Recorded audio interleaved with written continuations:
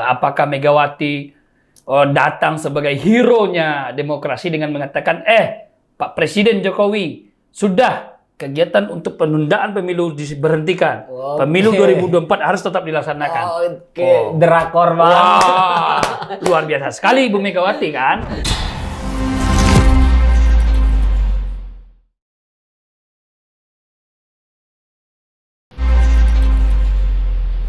Assalamualaikum warahmatullahi wabarakatuh. Kembali lagi di Indo Isu dalam program Indo Tak Berani Bersuara. Kali ini kita akan ngobrol tentang isu-isu hangat yang ada di sosial media. Salah satunya Rizal Ramli yang berhenti nge-tweet. Kemudian yang kedua ada pertemuan istimewa antara Megawati dan Jokowi di Kabupaten Bogor. Kemudian yang ketiga, Mahkamah Agung memotong masa tahanan Edi Prabowo. Bro, gimana bro? Alhamdulillah sehat. Iya. Isunya sangat menarik, menggiring juga kayaknya ini. Ini sekarang isu-isu tiga isu ini itu ini Edi Prabowo bansos bukan? Benur ya. Kalau bansos Beda punya lagi. yang sebelah ya. Beda lagi. Jangan ngarah ke situ. Maksudnya kan bahaya. ini kan berani bersuara. Dia nyenggol-nyenggol sedikit ya kan. Berani bersuara tapi harus jaga jarak. Tiga pembahasan ini kita akan obrolin dengan sahabat saya, Direktur Enigma, Bobby Darmanto. Bro, bagaimana tanggapan lu tentang berhentinya Rizal Ramli nge-tweet? Ini kan dikenal Rizal Ramli itu kritik ya, kritiknya keras, pedas, baik di media, baik di darat gitu. Kemudian tiba-tiba ini berhenti. Kita tebak-tebakan aja lah. Siapa kira-kira yang nemuin Rizal Ramli ini? Langsung ya. Langsung aja. Jadi kalau menurut saya ada dua perspektif ketika Rizal Ramli mengundurkan diri dari tweet. Ya, berhenti nge-tweet lah. Berhenti nge-tweet. Perspektif pertama, mungkin Rizal ini sudah bosan. Sudah bosan, sudah malas, walaupun kritiknya dapat respon yang bagus oleh netizen, tapi justru sering kritiknya itu diabaikan oleh pemerintah. Tapi nggak masuk akal bro. Kalau kritikus di negara kita ini berhenti Karena bosan ya. karena bosan lah, itu nggak mungkin bro. Mau jadi apa gitu kan? Kalau nggak ada orang yang mengkritik masih menang-menang dong mereka. Iya, belakangan itu saya melihat di akun media sosial Twitter juga lagi rame itu. Salah satu akun kalau nggak salah Lurah Istana itu yang menyebut ada pertemuan antara RR dengan seseorang di Hotel Sultan. Itu barengan nggak sama dengan Ibu Mega dan Pak Jokowi ketemu? Katanya ketika dia mundur itu dia di pagi harinya, tapi malamnya Rizal ada pertemuan kabarnya di tweet itu, dan tweet itu juga mendapat respon yang banyak dan menjadi pertanyaan publik lagi, ini kira-kira Rizal Ramli ketemu dengan siapa gitu, obrolin apa gitu. Tapi ada juga yang diungkap secara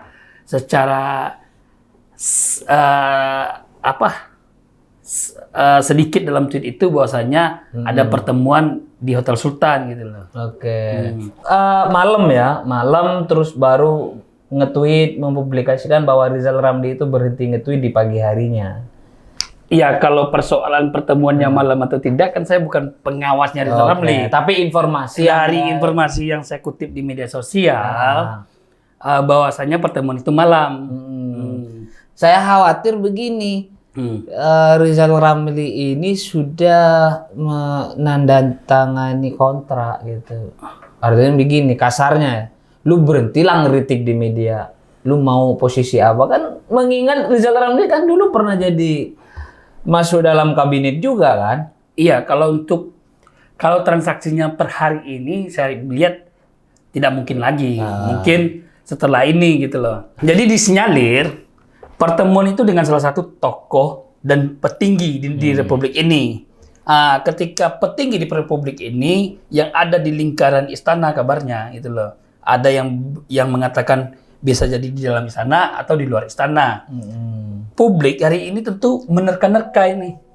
Siapa yang bertemu dengan Rizal Ramli di Hotel Sultan? Gitu. Dari beberapa asumsi muncul tanggapan, wah jangan-jangan Rizal Ramli ketemu dengan Megawati gitu loh. Kalau bertemunya Rizal Ramli dan Megawati, otomatis ini bagaimana menempatkan Rizal Ramli mungkin dalam konteks penyetopan pemilu atau bisa jadi juga penundaan pemilu gitu loh. Ada hubungannya berarti dengan penundaan pemilu? Bisa jadi karena kalau Mega pro ke penundaan pemilu gitu loh. Artinya ditunda gitu, Mega setuju ditunda. Tapi kan pernyataannya PDIP kan tidak sampai hari ini gitu loh. Kita kan tidak bisa ngelihat ini secara ini, tapi gerakan-gerakannya itu loh. Jadi gerakan tambahan. Ada gerakan tambahan. Terus ada juga yang mengasumsikan bahwasannya Rizal Ramli itu ketemunya dengan Lord gitu loh. Lord siapa? Lord Luhut. Lord Stompul apa Luhut yang beneran? Luhut yang beneran lah. Lord Stompul mana ada giginya lagi gitu loh. Semua orang sudah tahu kan. Gitu. Jadi dengan Lord Luhut gitu loh. Tapi sebagai pengamat, saya menilai pertemuannya Rizal Ramli tidak mungkin dengan Lord. Kenapa? Diskursusnya, fight-nya Rizal Ramli itu langsung ke Menko Luhut, kabarnya gitu loh. Buktinya dari posisinya Rizal Ramli yang digantikan oleh Lord Luhut gitu loh. Terus dari beberapa kritikannya Rizal Ramli itu yang menyerang kebijakan-kebijakan yang dipengaruhi oleh Lord gitu loh. Tapi secara historical Rizal Ramli ini dengan PDIP itu berhubungan baik saja gitu loh, walaupun tidaklah di dalam pemerintahan lagi. Yang dia kritikkan pemerintahan Presiden Jokowi gitu. Mungkinkah ya, Bro, ketika pertemuan itu berlangsung kemudian Rizal Ramli itu berhenti nge-tweet dan mungkinkah nanti dia akan jadi kader PDIP? Untuk jadi kader saya lihat Rizal Ramli ini kalau dia jadi kader, mungkin dia udah jadi kader PKB kan. Karena dia dekatnya dengan Abdurrahman Wahid gitu loh. Dia mungkin tetap akan mengambil posisi setengah sebagai seorang ekonom. Posisi tengah lah ya. Iya. Posisi iya bisa juga jadi kalau seandainya koalisi yang diusung PDIP nantinya akan memenangkan kandidat dari PDIP, posisi Menko Perekonomian kembali ke tangan Rizal Ramli gitu loh. Karena Rizal Ramli itu di awal dia itu kan menginginkan posisinya sebagai Menq atau Menko Perekonomian. Digeser Luhut ke Menko Maritiman, akhirnya dibuang. Iya, jepret sana sini kan gitu. Itu terkait pertemuan seseorang yang masih misteri masih jadi teka-teki, masih jadi enigmanya kita gitu loh. Terus kemudian Rizal Ramli saat ini sudah mengumumkan dirinya bahwa berhenti untuk nge-tweet ya. Nge-tweet artinya kritis di Twitter lah. Jadi sebelumnya Bro, sebelum kita lanjut ke yang persoalan berikutnya, saya jadi ingat juga ini. Kemarin saya baca di sebuah media nasional bahwasanya gerakan penundaan pemilu itu semakin menguat. Betul. Bahwasanya penundaan pemilu itu yang dimotori oleh partai-partai politik yang kemarin kita sebutkan, tiga partai PKB, PAN dan Golkar tersebut, ini kan nyaris gagal kalau menurut saya itu loh, nyaris gagal, terus karena respon publik tinggi dan banyak pihak yang mengkritisi itu gitu, tapi kita lihat juga proses politiknya soal pemilihan umum, Komisi Pemilihan Umum, anggaran KPU kan belum disetujui nih. Berarti ada penundaan-penundaan. Jangan-jangan nanti kalau ada penundaan di anggaran KPU yang belum disetujui, terus persiapannya jadi terganggu. Disitulah Anda harus hati-hati. penundaan pemilu akan terjadi. Oke, Gitu. jadi itu warning ya. Warning. Untuk masyarakat sampai detik ini anggaran pelaksanaan pemilu 2024 itu masih belum disetujui. Kemungkinan untuk penundaan pemilu itu masih besar. Iya. Dan artinya kita sebagai social society harus waspada itu. Kerja-kerja politik yang gerakan-gerakan tambahan ini harus perlu diwaspadai. Terus tiba-tiba KPU yang dipersalahkan karena tidak siap gitu loh. bisa jadi Kalau gitu. penyelenggaranya nggak siap menyelenggarakan kontestasi pemilihan presiden, Bisa jadi. kan nggak bisa. Ya. Itu monopoli seperti itu Iya. harus kita waspadai. Kita harus waspadai. Itu. Asumsi-asumsi itu harus menjadi tolak ukur kita juga, bahwasannya gerakan penundaan pemilu ini menjadi sebuah hal yang sangat serius gitu loh. Oke, betul. Sepakat. Oke, itu teman-teman terkait pertemuan Rizal Ramli tadi dan penundaan pemilu masih dimungkinkan ada kaitannya. Oke, kemudian soal pertemuan Megawati dan Jokowi, ketua umum dan petugas partainya ini bertemu. Kira-kira apa yang dibahas?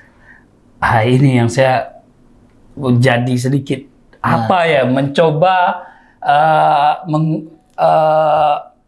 mengumpulkan ini.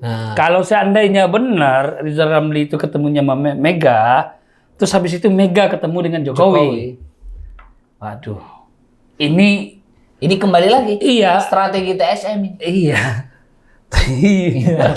Terstruktur saya sangat sistematis sekali, walaupun ketika pertemuan Jokowi dengan Megawati itu dibantah sama Hasto. Hasto bilang tidak ada obrolan politik. Nggak mungkin lah. Nggak mungkin orang namanya petugas partai. Bertemu sama ketua umumnya ya. Masa Megawati ujuk-ujuk ketemu Jokowi mau bahas Rusia, kan nggak mungkin. Rusia kan udah selesai, ini udah redam nih. Iya, pasti ada terselip pembicaraan-pembicaraan Ya. gitu loh, yang menjadi Sepatah dua enigmanya kata. kita gitu, menjadi teka-teki bagi kita, menjadi apa sih gini gerakan ini gitu loh. Apakah Megawati datang sebagai hero-nya demokrasi dengan mengatakan, Pak Presiden Jokowi, sudah kegiatan untuk penundaan pemilu diberhentikan. Oke. Pemilu 2024 harus tetap dilaksanakan.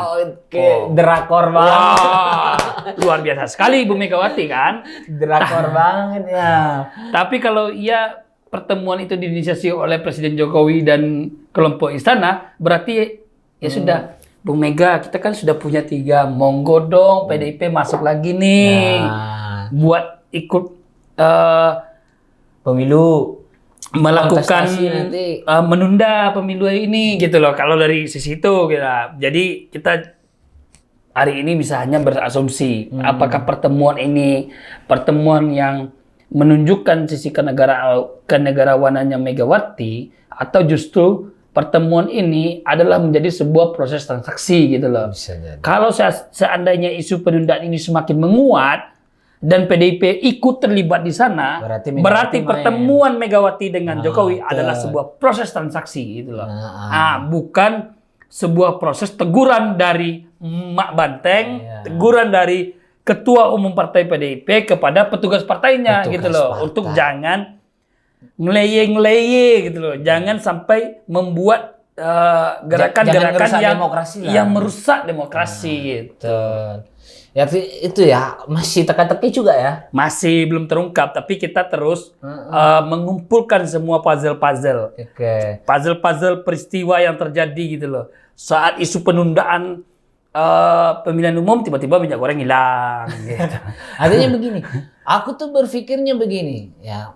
Pertama, minyak goreng langka, BPJS naik, BBM beberapa kali naik, terus LPG juga naik. bikin Konflik internal seperti Papua juga tambah parah. iya. Kemudian minta perpanjangan masa jabatan.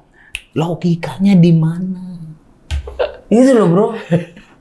Iya, ini saya melihat situasi ini semacam situasi di filmnya Apa itu? Kuba itu ya.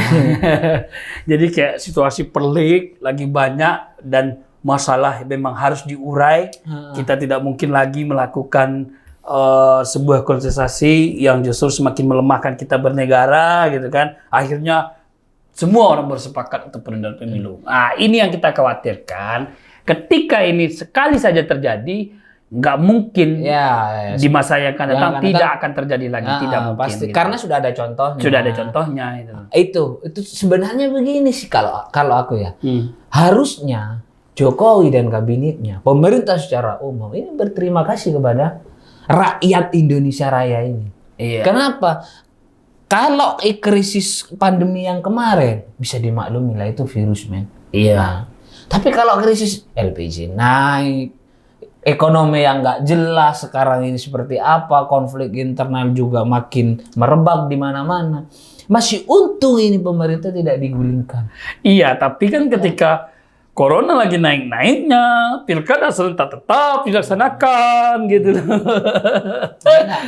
Nggak masuk akal. Iya, karena kepentingannya adalah kepala daerah. Bagaimana merebut kemenangan pemilu di kepala daerah. Jadi kepala daerah bisa dikondisikan gitu. Harusnya begini, harusnya ya. Ini terutama untuk PDIP. Kalau memang PDIP itu kuat, Iya. dan berani fight gitu ya, kita main dong di pemilu 2024, ikut dong kontestasinya dong. Iya, gini, kan ada survei yang di atas kertas, ada survei yang di bawah meja gitu loh. Ya. Mungkin survei di bawah meja ini hasilnya itu menguntungkan pihak oposisi, Nah, PKS atau Demokrat gitu loh. nah, Sehingga ada ketakutan dari partai-partai yang ada di koalisi gitu loh. Kalau seandainya bahwa pemilu ini dilaksanakan 2024, banyak kalah telak gitu loh. cemen banget bro. Iya.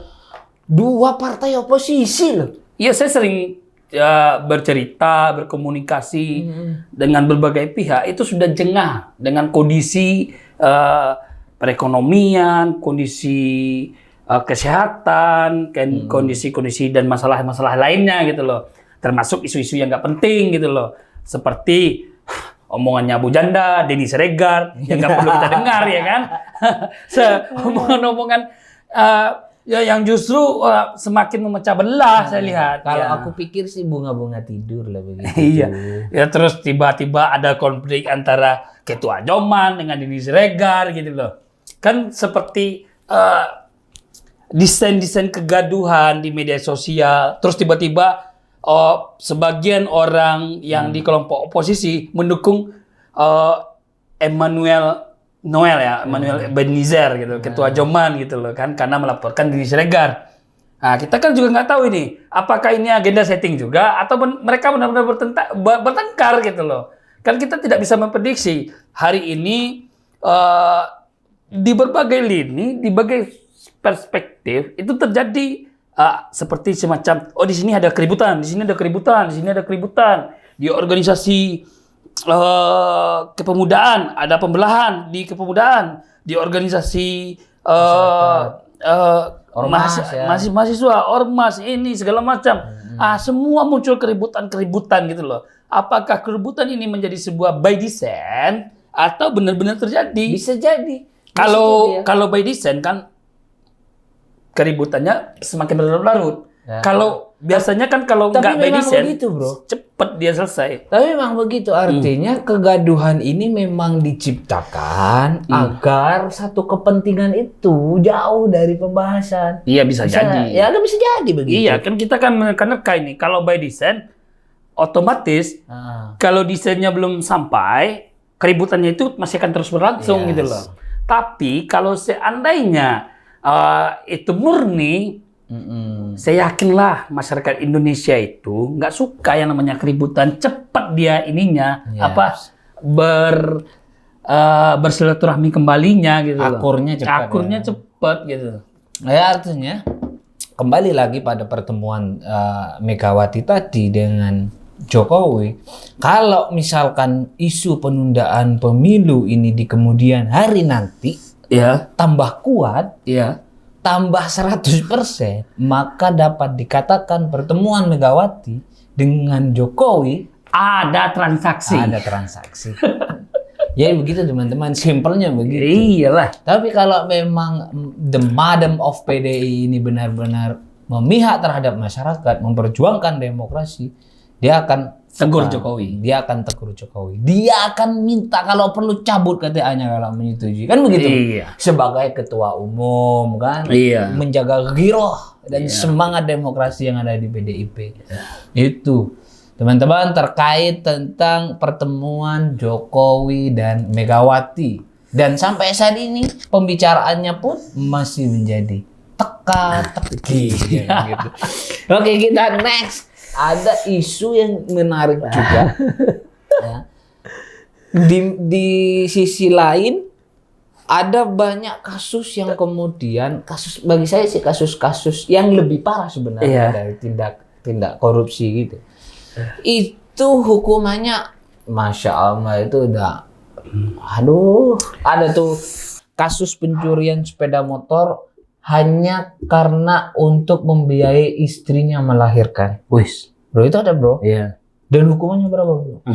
Wah, itu sampai meninggalkan istrinya yang proses melahirkan, dia nggak ikut mendampingi bro. Itu ya yang contoh yang pertama. Nah ini ada pelaku tindak pidana korupsi, malah hukumannya dikurangi, dicukur, dipangkas gitu kan. Mahkamah Agung ini bro, perlu nggak kita pertanyakan keadilan Di negeri ini gitu ya. Ini Mahkamah Agung soalnya. Iya. Saya tertarik itu dengan ceritanya bro tadi itu soal kasus maling motor. Semua tindakan kriminal yang bersifat pidana tidak bisa kita benarkan. Ya, Terlepas dari apapun niatnya gitu loh. betul. Dan si pencuri sepeda motor karena untuk melahirkan istrinya memang harus dihukum. Apapun alasannya, yang namanya tindak pidana tetap salah. Iya, harus dihukum. Ya. Begitu juga dengan koruptor, dan dia harus dihukum. Yang kedua-duanya sama-sama dihukum. Yes. Berarti penegakan hukum berjalan. Ya. Tapi di dalam yang namanya norma hukum ada norma keadilan gitu loh. Betul. Apakah orang yang mencuri sepeda motor yang merugikan hanya satu ya si pemilik motor dihukum sekian tahun lebih lama dari koruptor? Ini kan jadi pertanyaan. Betul. Terus alasannya, alasan pemangkasan ini yang kemudian lucu teman-teman. Itu seperti apa itu? Iya, jadi alasannya begitu saya baca di berbagai media, alasan dari MA mengurangi masa putusan hukum Edi Prabowo yang dulunya mantan kader Partai Gerindra itu dengan alasan si Edi Prabowo bekerja baik. Maksudnya? Jadi kan aneh. Kalau bekerja baik itu orang yang bersih dari tindak pidana korupsi gitu loh. Kan harus logikanya kan di sana gitu loh. Kalau seandainya MA bilang Edi Prabowo bekerja baik tapi dia korupsi, ya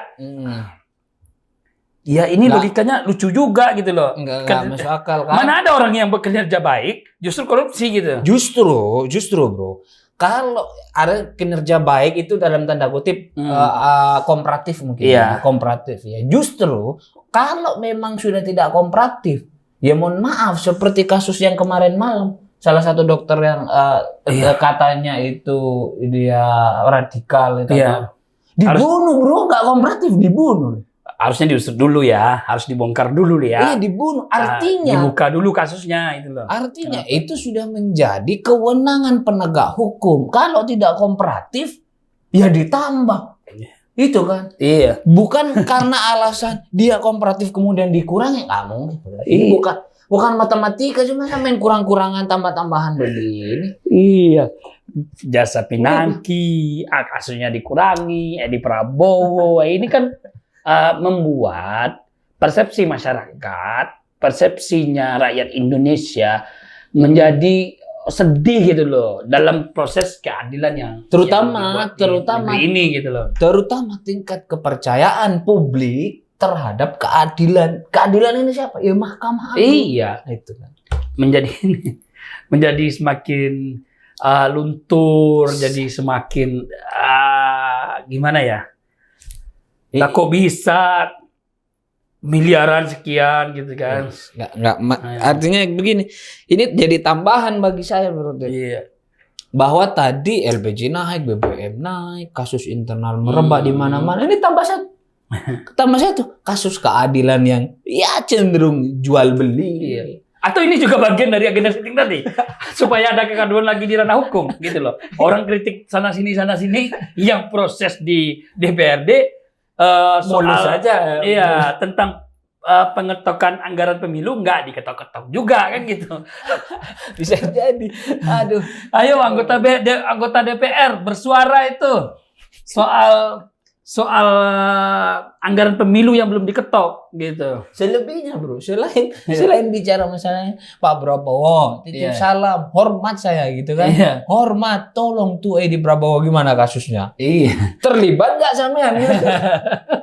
Yang paling dirugikan oleh kasus Edi Prabowo ya Prabowo-nya sendiri gitu Ya. loh. Ketua umumnya sendiri gitu loh. Kadernya ketika dipercaya menjadi menteri terus melakukan tindak pidana korupsi. Terus hukumannya sekarang dikurang. Ya marahin dong, udah bikin malu saya gitu. Harusnya begitu. Iya. Selain itu didorong buat penegakan hukum untuk menindak Edi Prabowo lebih lama lagi gitu loh. Selain itu bro. Atau ikut dibelain gitu di belakang. Jadi. Artinya kan opini yang ada di masyarakat ini seperti apa kan? Edi Prabowo dipangkas hukuman masa tahanannya. Jangan kan dibelain Pak Menhan gitu ya. Ya wajar dong kan gitu opini di masyarakat. Wajar dong dikurangin kan punya Pak Menhan. Iya. Apa namanya ketum Gerindra Pak Menhan. Iya walaupun setelah ditangkap Edi Prabowo juga sudah mengundurkan diri atau sudah dipecat dari Partai Gerindra gitu kan. Atau bro, atau ada kesepakatan bahwa Edi Prabowo, oke, saya nggak nyanyi lah. Iya. Saya nggak nyebut siapa-siapa asal masa tahanan saya dikurangi. Bisa jadi loh. Bisa jadi. Kan kita nggak tahu ini. Ininya kayak gimana. Tapi menurut saya ya sangat miris kita melihat proses penegakan hukum yang ketika menindak pelaku tindak pidana korupsi justru dengan hukuman yang sangat ringan tadi gitu loh. Oke, artinya ini ada dari beberapa pembahasan tadi yang memang ramai diperbincangkan di media sosial saat ini, terutama kasus yang pertama itu berhentinya Rizal Ramli dalam mengkritisi atau nge-tweet gitu kan. Kemudian pertemuan Jokowi dan Megawati di Kabupaten Bogor. Kemudian kasus pemangkasan masa tahanan Edi Prabowo ini juga masih menjadi teka-teki. Iya, itu kan. Apa yang sebenarnya jadi gini loh, tidak ada salahnya kita masyarakat, kita rakyat mulai memiliki asumsi bahwasannya perjalanan pemerintah ini tidak membuat kita happy. Oke, secara keseluruhan. Wajar juga kalau masyarakat mulai berpikir bahwasanya ya sudah gua dukung aja itu orang yang di seberang pemerintah hari ini gitu loh. Yang akan misalnya mana tahu PKS dan Demokrat mengusulkan calon presiden lain, presidennya sendiri gitu nanti kan.